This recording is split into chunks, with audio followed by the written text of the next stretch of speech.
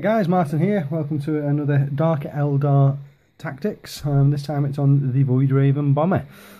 So as with the other videos that you may have already seen, this model is not complete or painted yet, but I'm going to use it for the tactics side of the video anyway. So you will see this eventually with my painted army.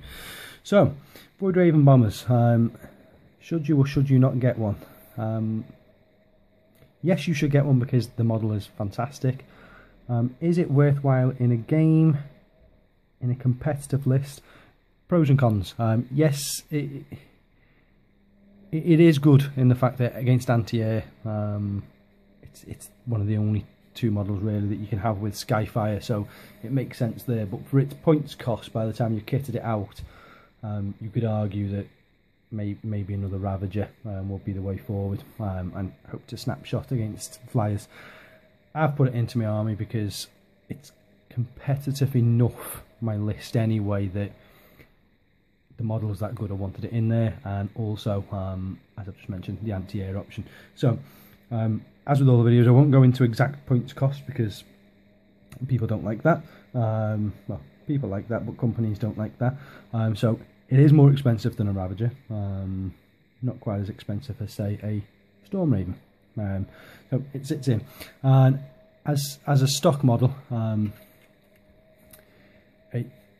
it's an armor 10 all round flyer. It's been a bit nerfed. It used to be armor 11, 11, 10. Now it's just 10 all round, and you get a fair bit with it. You get a void mine with it, which I haven't got on the model. It sits under there.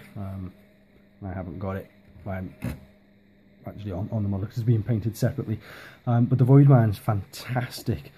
So as with any bomb, it only scatters d6 inches when you drop a bomb, and your ballistic skill 4, so your maximum scatter is 2 inches.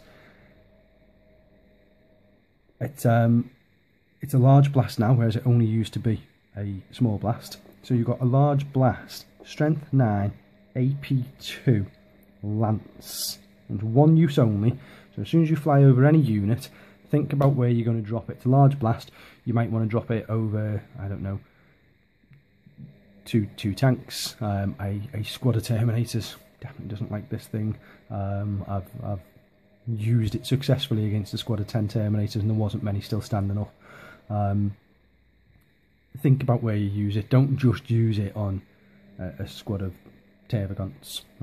So use it to its full effect. You don't have to use it the turn you arrive. Use it when it makes sense. But as soon as you've flown over a model in the movement phase, you drop the bomb at the end of the movement phase. Similar to a vector strike, if you like. But as I say, it's strength 9, AP 2, large blast, lance. The lance bit, don't forget, that means that any armor value is reduced to 12 if it is higher than that. So if you're going against a Land Raider, drop it on a Land Raider, brings it down to 12. You only need a 3 to glance, a 4 to pen, it's AP 2, so on that 6 you can get an explode result. It's a fantastic bomb. It's not scattering far, 2 inches is the most it's scattering, so just think about how you're going to drop it. So that's its bomb.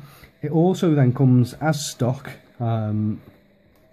with 2 Void Lancers. Now I keep them as an option. You can swap them out for free for Dark Sides. Now, the dark sides are fantastic. There's argument for and against both of these weapons. The dark sides are 24-inch range. They're strength 8, AP 2, heavy 1, blast, lance. So it's only small blast. Still got the lance, which is reducing vehicles down to 12 armour. So predators and land raiders, etc. are reducing. But it's only a small blast, and it will scatter 2d6 minus your 4 ballistic skill. You get 2 of them, but they've got to target the same unit. So they are great for infantry killers, the AP2 side of it. I prefer to stick with the Void Lancers. And the reason I stick with the Void Lancers, they're 36-inch range, they're strength 9 as opposed to strength 8, they're still AP2, and they're still lance, so they still reduce armour to 12. And what it means is that you can effectively be flying, and you can take out another flyer. The maximum you're ever going to need against another flyer is a 3 to glance. You're forcing that flyer to jink, because at ballistic skill 4 you only need 3s to hit, and then 3s to glance, 4s to penner, AP2. If you roll a 6, it blows up. In fact, if it's against another flyer, I haven't got the rulebook in front of me, but I believe if it's against another flyer, you actually cause a crash and burn. Is it a 6 up rather than just explodes on a 7? I really can't remember off the top of my head. I'm sure somebody will let me know in the comments, or I'll just go and read it after I've done the video. But that's my choice with them. Yes, if you're targeting a flyer, you can't then shoot your missiles if you're taking missiles with it. But once you've got rid of the flyer, you've still got 4 missiles left to target other units. And the bomb that you drop, as says in the movement phase, does class as shooting one of your weapons, so you can still only shoot a maximum of 3 other weapons. To change the way that works. Now, missile-wise, it doesn't come with any missiles. You can opt to take either 4 Shatterfield missiles or 4 implosion missiles, or a mix of 2 of each. I've kitted mine out with 2 of each, just so I've got the variants there for them. Now, the Shatterfield missiles, when I get to the right part of my page, Shatterfield missiles are range 48, they're strength 7, AP dash, so everybody's getting their armour save against them. They're a large blast, but they've got the shred rule, so at strength 7 you're wounding most things on a 2+, and you're also getting to re-roll to wound because of the shred rule. So you've got 2 of those large blasts, again scattering 2d6 but -4, so the most a large blast is going to scatter is 8 inches.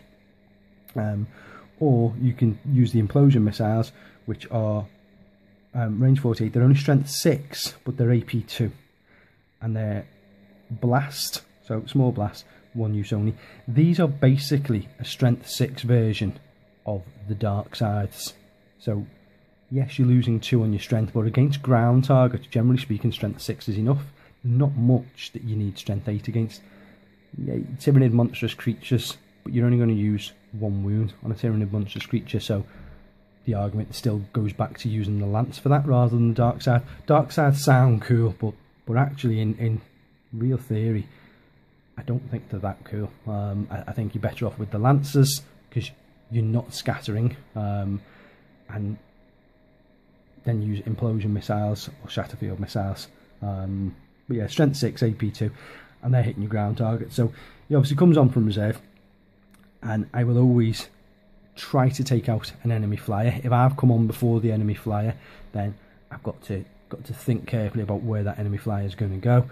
I want to try and get some lancers off on him, drop the bomb on the most difficult to remove target. So if there is a land raider, that will get my bomb dropped on it. If there is a particularly devastating tank or a super heavy, drop the bomb on that.